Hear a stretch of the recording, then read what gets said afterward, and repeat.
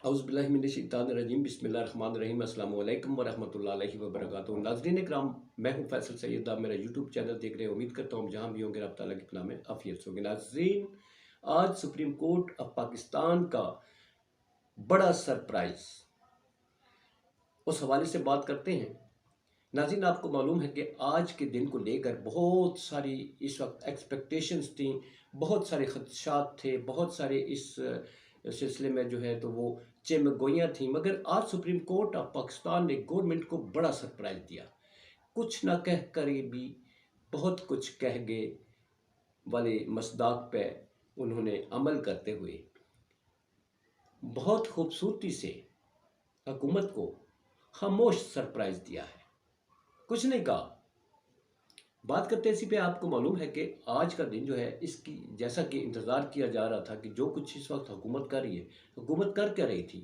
Supreme court of Pakistan ने कहा कि ईद के बाद आप हमें रिपोर्ट पेश करें कि मिल बैठकर आपने जो फैसला किया है एक दिन की, जो आप इलेक्शन एक ही दिन करवाने की आपकी तजवीज़ है, ठीक है, हम आपको दे देते हैं। 14 मई वाला फैसला हमारा बरकरार है।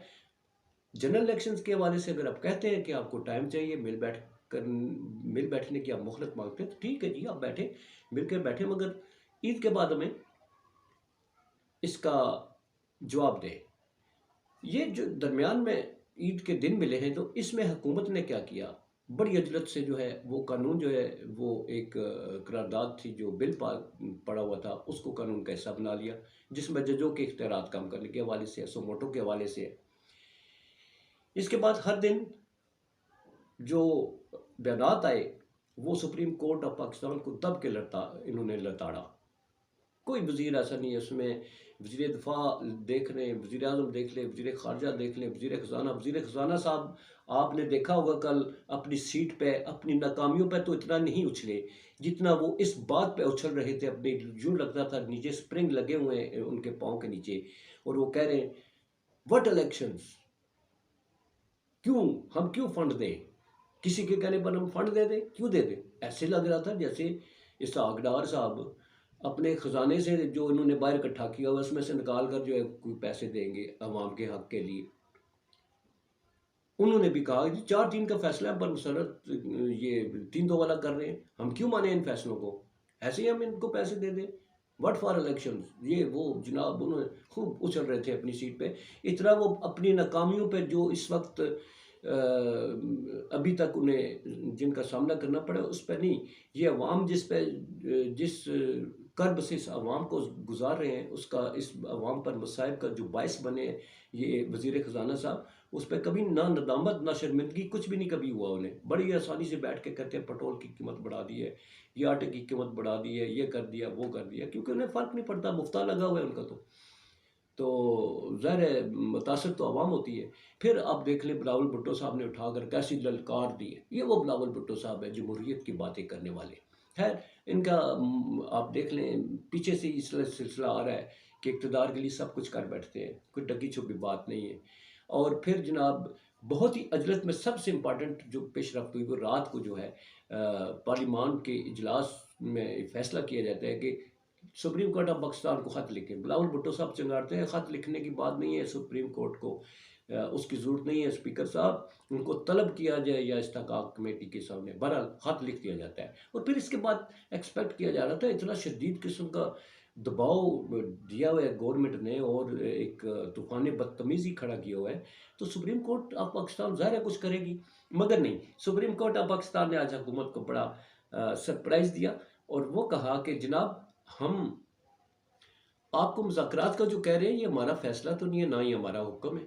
हमारा हुक्म 14 मई का है, वो अपनी जगह कायम है।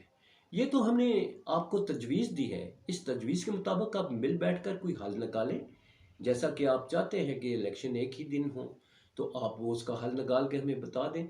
हम इसमें कोई आपको डेडलाइन भी नहीं देते, मिल बैठे आप। वहाँ हुकूमत वैसे आप डांटते हुए जो नज़र आते हैं ना आपको, सुप्रीम कोर्ट ऑफ पाकिस्तान के दरवाजे के अंदर होते ही ऐसे दाखिल होते हैं जैसे किसी मज़ार में एहतरामन दाखिल होते हैं।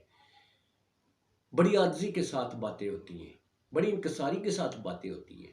वहाँ ये वाला रूप ही नहीं होता जो अंदर जाके मालूम होता है कि अंदर बोलेंगे तो फिर उसका अंजाम भी क्या होगा।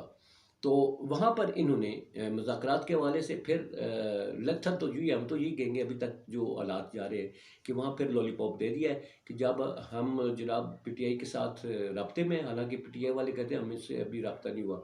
पर एक मुस्बत पेशरफ्त ये है कि आज पीटीआई और गवर्नमेंट में एक इस बात पर इत्तेफाक हुआ है कि मिल बैठेंगे। मगर गवर्नमेंट के जो इस वक्त तक जो शहबाज शरीफ साहब असेंबली फ्लोर पर होकर आज खड़े होकर फिर ललकार रहे थे, वो कह रहे थे कि इलेक्शन अक्टूबर से पहले नहीं होंगे, किसी सूरत नहीं करवाएंगे, ना ही फंड्स देंगे, क्योंकि ये फैसला ज़बरदस्ती मुसल्लत किया गया हम पर। गोया वो एक खेल खेलने के लिए तैयार है जी, अगर नायल होना है तो नायल हो जाएंगे। सुप्रीम कोर्ट ने भी आखिरी मौका दे दिया इनको, बड़े हुज्जत तमाम कर दी है उन्होंने, हर तरह का मौका दे लिया है। अब सुप्रीम कोर्ट की बारी होगी अपनी फैसले मुसल्लत करने की, जो फैसले दिए हैं उन पर अमल कैसे करवाना है, वो अब जो खेलेंगे तो फिर बाजी तो पलटेगी। अपना बहुत सारा ख्याल रखिए। पाकिस्तान जिंदाबाद, पाक अफवाज पाइंदाबाद।